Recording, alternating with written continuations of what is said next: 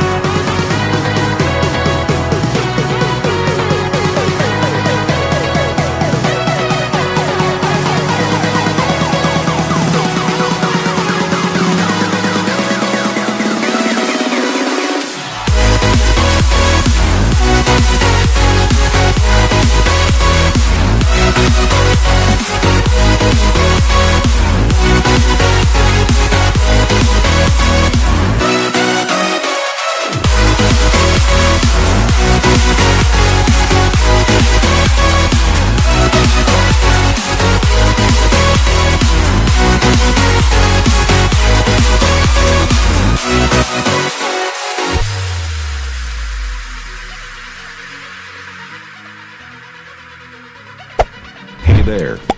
Subscribe to my channel. And also press this bell icon.